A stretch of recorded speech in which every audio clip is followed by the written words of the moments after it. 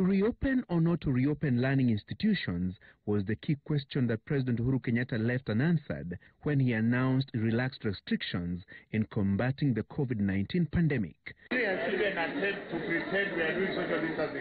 Education Cabinet Secretary Professor George Magoha was the bearer of the grim news to anxious parents, teachers and 16 million learners in primary and secondary schools as well as tertiary institutions. First, to the 2 million KCPE and KCSE 2020 candidates. There shall be no KCPE for the year 2020. Number two, the 2020 Standard 8 and Form 4 cohorts will sit their examinations later in the year of 2021. All primary and secondary school learners will have to begin the calendar year afresh when classes resume. These stakeholders have resolved to reopen all basic institutions in January.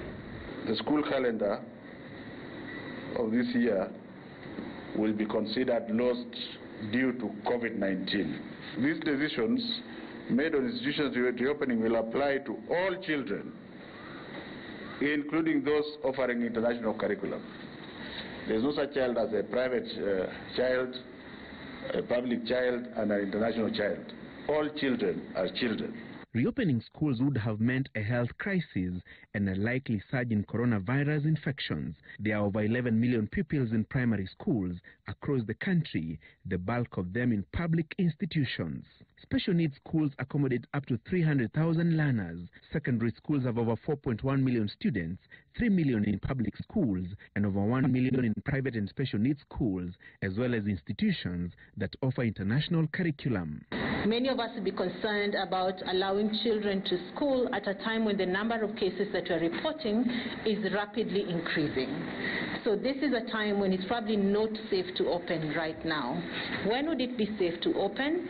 We need to get to a time when we're reporting a fewer number of cases, and as many of you realize, we are unlikely to go back to a normal life very soon. An initial proposal required each classroom to have a maximum of between 15 to 20 pupils seated 1.5 meters apart. These would have required more funds to construct classrooms and dormitories to accommodate millions of learners across the country. These would also have required more teachers. If we were to open at any time, what would happen because of those teachers who are 58 years and above? Of course, there are also those teachers with underlying issues. And with the crowding in our schools, it would be practically impossible to think about opening soon. And we must accept to forfeit certain programs and not to have a lot of exaggerated expectations, because we shall be guided by the medical trend. Technical institutions and teacher training schools will, however, reopen in September, subject to adherence to the COVID-19 containment measures. There are over 450,000 learners in these institutions.